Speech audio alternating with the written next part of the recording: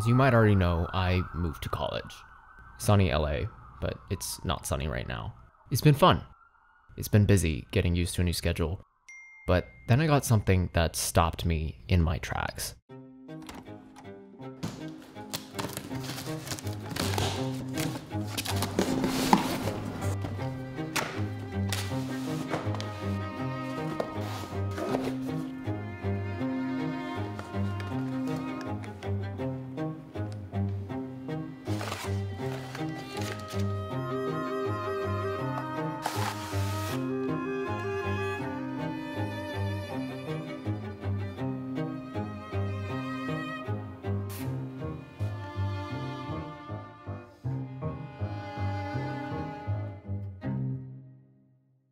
So what's going on here?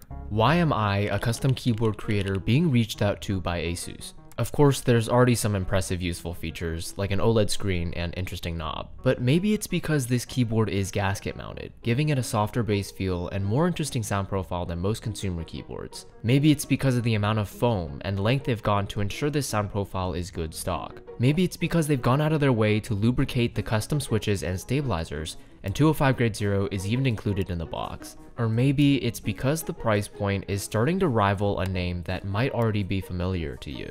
But if we really want to see what this is all about, we're gonna have to get hands-on.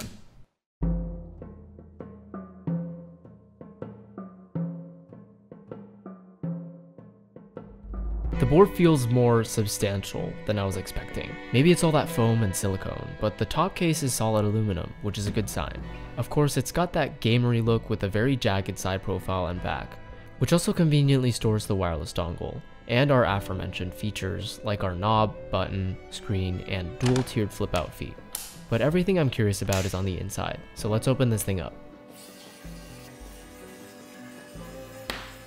After getting rid of these screws, the top piece comes off, and we can see that the inner assembly is just held in by friction. I'm going to disconnect it, and we can take a closer look. So this is the gasket mounting, which makes it so that these rubber pieces are creating the contact between the case and inner portion. And these look like pretty standard silicone gaskets, which change shape around the upper right to accommodate the screen.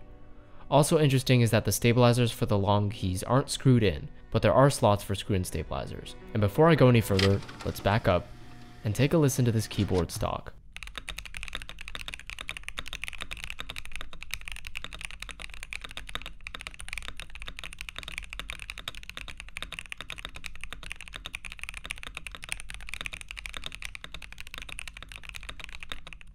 So I'm not gonna lie, it actually sounds pretty good. The sound profile is decently loud and has quite a bit of character, which I think is attributed to the heaps of foam and silicone inside.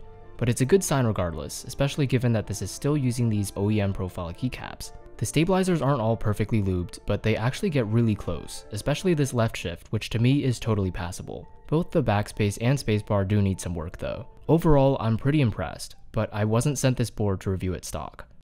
I'm going to start off with just the inner assembly. We can take off the keycaps,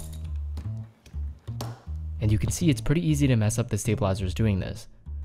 Luckily, these parts can just clip back into place, and now we can take out all the switches. There's still some standoffs holding this top metal plate to the PCB, so I'm going to remove these, and we can finally access the PCB. We're going to take out the silicone piece, reconnect the plate and PCB, and I'm also going to tape mod the inner assembly. I'm going to reinstall our switches, and for our keycaps, we can top it off with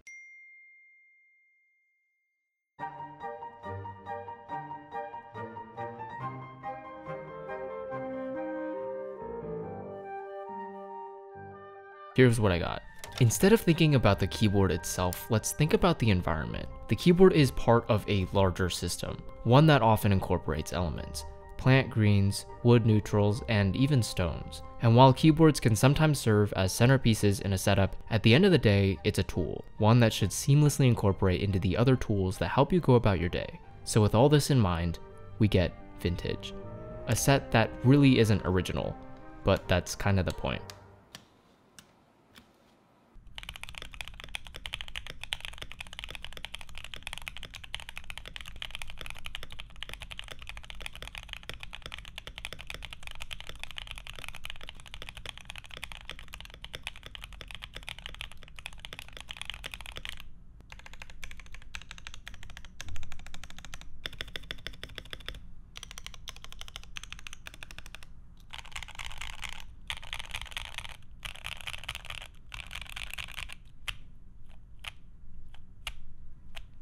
So the sound ends up kinda boring.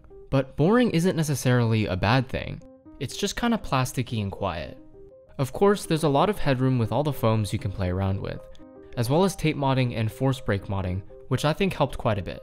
Something that does annoy me about the building process is that there are pre-installed standoffs between the plate and PCB, which isn't necessary and inhibits flex, so you end up with this pretty stiff board. If less flex were the goal for ASUS, I'd prefer including a carbon fiber plate by default, because even though it ends up being more expensive than aluminum, the quality of the sound profile is usually worth the increase. The gaskets are on the stiffer side as well, so I definitely think it would bring this board to a better level if it at least offered some plate choices so you could customize the feel more. So the inner case structure is a bit complicated, even compared to a lot of custom mechanical keyboards, which can be a bit off-putting to first-time modders. The ribbon cable connection isn't as easy as connecting the usual JST daughterboard cables, and the gasket slots on the plate aren't as obvious as they could be. The other thing is that the bottom case is plastic, which is a bit iffy and definitely isn't helping with overall sound quality or build quality. The PCB is also north-facing, which is important for RGB shine-through, but makes it so that certain keycap profiles and switch combinations result in interference. So unfortunately, the ROG Azoth is still retaining a lot of what makes typical gaming market mechanical keyboards a difficult sell. But we have to consider the modding capability too. The included lubing supplies are really neat, although there's not that much of a use case as the included switches are already factory lubed. There's no need to go back over them with another coat, and the lube supplies would really only be useful if you bought a separate set of switches that didn't have any factory lubing already. Besides modding capability, we also need to consider what makes some gaming keyboards great, the interactability and modes of input. The screen and multi-directional knob are things you're seldom going to find on a custom mechanical keyboard, and can be especially useful for productivity or gaming purposes. Robust software and wireless capability also make this keyboard really convenient to use, but this also isn't really something special nowadays.